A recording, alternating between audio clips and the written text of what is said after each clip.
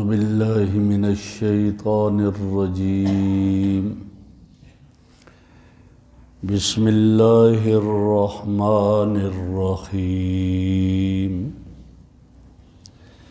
ودت طائفة من اہل الکتاب لو یضلونکم وما یضلون الا انفسهم وما یشعرون یا اہل الکتاب لم تکفرون بآیات اللہ وانتم تشہدون یا اہل الکتاب لم تلبسون الحق بالباطل وتکتمون الحق وانتم تعلمون ودت طائفۃ من اہل الکتاب، اہل کتاب میں سے ایک گروہ نے ودت پسند کیا اس بات کو، لو یضلونکم کہ وہ تمہیں گمراہ کر دیں، وما یضلون الا انفسہم حالانکہ وہ نہیں گمراہ کر سکتے مگر اپنے آپ ہی کو کریں گے، وما یشعرون اور انہیں اس بات کی سمجھ نہیں۔ یا اہل الکتاب لم تکفرون بآیات اللہ، اے اہل کتاب کیوں اللہ کی آیات کا انکار کرتے ہو، وانتم تشہدون حالانکہ تم اس بات پر گواہ ہو۔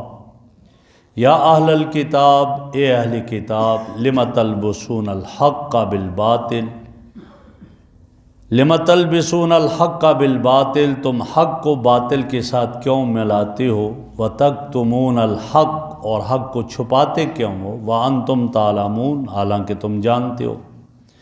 وقالت طائفۃ من اہل الکتاب، اہل کتاب میں سے گروہ نے کہا، آمنوا بالذی انزل علی الذین آمنوا ایمان لاؤ اس پر جو اتارا گیا ایمان والوں پر، وجہ النہار دن کی ابتدائی حصے میں، وَاکْفُرُوا آخِرَہُ اور دن کے آخری حصے میں اس کا انکار کر لو، لَعَلَّهُمْ يَرْجِعُونَ تاکہ یہ مسلمان اپنے دین سے پھر جائیں۔ میرے محترم بزرگوں اور دوستو، یہاں یہ بتایا جا رہا ہے کہ یہ اہل کتاب، یہ یہود اور نصارہ، ان کی کوشش یہی ہے کہ یہ مسلمانوں کو گمراہ کریں، ورغلائیں، انہیں راہ راست سے ہٹائیں، توحید کے راستے سے ہٹائیں، اسلام کے راستے سے ہٹائیں۔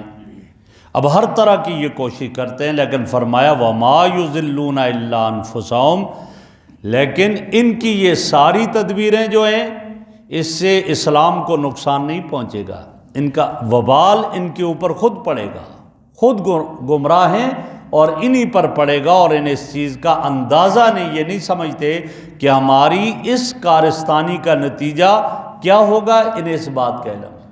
چونکہ اہل کتاب یہود اور نصارہ بڑے تیز، بڑے چالاک اور ان میں پڑھے لکھے لوگ بھی ہوتے تھے، اور وہ طرح طرح کے طریقے اختیار کرتے تھے کہ ان مسلمانوں کو اس دین سے ہٹایا جائے، اور جیسے آج کل بھی آپ دیکھتے ہیں پیسہ استعمال کرتے ہیں اور اس کے علاوہ اور لالچیں دیتے ہیں، کیا کچھ کر رہے، مشنریوں کے ذریعے کیا کچھ ہو رہا ہے، لیکن وہ ناکام اور نامراد ہے۔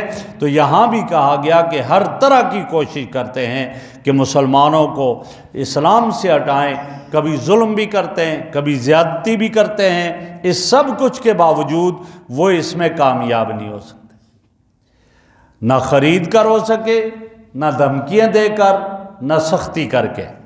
چنانچہ حضرت زنیرہ کا واقعہ میں نے کئی دفعہ عرض کیا کہ اتنا مارا بینائی ختم ہوگی۔ حضرت سمیہ جو حضرت یاسر کی بیوی، حضرت عمار کی والدہ، اس کو کتنا ظلم کیا۔ شاہراہ شہادت کی سب سے پہلی اینٹ اور بنیاد حضرت سمیہ رضی اللہ عنہ آئے، جنہوں نے شہادت سب سے پہلے حاصل کی، یہ وہ خاتون ہے۔ اور کیا ہوا، ابو جہل نے ایک پاؤں، ایک ٹانگ ایک اونٹ کے ساتھ، دوسرے کے ساتھ، ایک ہاتھ ایک اونٹ کے ساتھ، دوسرے کے ساتھ رکھ کر مخالف سمتوں میں چلا دیا، لیکن انہوں نے پھر بھی نہیں چھوڑا۔ اور بہت سارے واقعات بڑے مشہور، ایک بڑا عجیب واقعہ حافظ ابن حجر عسقلانی رحمہ اللہ نے اپنی کتاب الاصابہ فی تمییز الصحابہ میں نقل کیا۔ وہ یہ فرماتے ہیں کہ ایک عورت تھی اور وہ ابھی اس کی شادی نہیں ہوئی تھی، ابھی نوجوان لڑکی تھی، جس کا نام انہوں نے لکھا ہے عرینا اس کا نام تھا، اور اس کی کنیت جو تھی ام شریک تھی، ابھی اس کی شادی نہیں ہوئی تھی، اور وہ اسلام لے آئی۔ جب وہ اسلام لے آئی، ان کے سارے رشتہ دار، ماں باپ جتنے رشتہ دار تھے، ایڑی چوٹی کا زور لگایا کہ یہ اسلام کو چھوڑ دے، لیکن اس نے اسلام نہیں چھوڑا، مارا پٹائی کی، پھر بھی اسلام نہیں چھوڑا۔ تو وہ ایک کہیں غمی یا خوشی کا موقع تھا، ادھر جا رہے تھے تو وہ ساتھ لے گئے اور کہا کہ راستے میں جب یہ پانی مانگے گی تو اس کو پانی ہم نہیں دیں گے، اور سفر میں آدمی کو پیاس لگتی ہے۔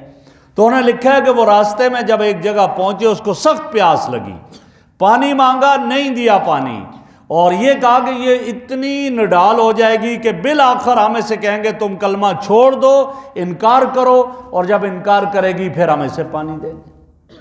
اب وہ اس نے انکار نہیں کیا، نہیں مانا، پھر کہا ایسا کرو اس کو شہد دے دو، شہد سے اور پیاس ہوتی ہے، وہ بھی دیا، اور جب وہ نہیں باز آئی تو اس انتظار میں کہ اب یہ مرنے والی ہے، تو حافظ ابن حجر عسقلانی لکھتے ہیں کہ اس انتظار میں کہ ابھی مرنے والی ہے اور وہ اسی طرح پڑی ہوئی ہے، تو اتنے میں ایک ڈول رسی کے ساتھ لٹکا ہوا ڈول پانی کا بھرا ہوا آیا اور اس بچی کے سینے پر آ کر گرا۔ جب سینے پر گرا، اس نے اس سے پانی پیا، اور پانی پی کر اپنے پیاس کو بجھایا۔ جو صاف دل والے لوگ تھے وہ فوراً ایمان لے آئے دیکھ کر کہ یہ عجیب منظر ہے، اور ایمان لے آئے، لیکن جو دوسرے تھے انہوں نے پھر بھی یہ دیکھ کر بھی ایمان نہیں لایا۔ یعنی یہ کیفیت، ہر طرح کی کوشش یہ ہے کہ اسلام والوں کو اسلام سے ہٹایا جائے اور ورغلایا جائے، اور یہ کیفیات ہوتی ہے ان کی۔ تو یہی فرمایا کہ یہ اس طرح کوشش کرتے ہیں، آگے وہ آئے گا کیا کیا ان کے طریقے تھے، لیکن اس کا اپنا نقصان ہوگا انہیں، اور اس کو ان کا اندازہ نہیں۔ آگے فرمایا یا اہل الکتاب لم تکفرون بآیات اللہ، اللہ کے آیات کا انکار کیوں کرتے ہو؟ قرآن کا انکار، نبی اکرم صلی اللہ علیہ وسلم کے اوصاف جو تورات اور انجیل میں آئے ان کا انکار کرتے تھے، نہیں مانتے تھے، انکار کرنے لگ گئے۔ اور پھر اس کے بعد کیا ہے کہ فرمایا تمہیں معلوم بھی ہے کہ یہ حق ہے۔ آپس میں بیٹھتے تھے، کبھی الگ بیٹھتے، تنہائی میں تو کہتے یار یہ تو بالکل صحیح ہے، وہی نبی ہے جس کا ہم کہتے تھے، وہی آ گیا، لیکن باہر نکلتے تو نہیں مانتے تھے، کہتے کہ نہیں۔ تو یہی کہا رہا ہے یا اہل الکتاب لم تلبسون الحق بالباطل، حق کو باطل کے ساتھ کیوں ملاتے ہو؟ ادھر سے اپنی جگہ کہتے ہو یہ وہی نبی ہے، اور باہر نکلتے ہو کہتے ہیں یہ وہ نبی نہیں ہے۔ حق اور باطل کے اختلاط کیوں کرتے ہو اس طرح؟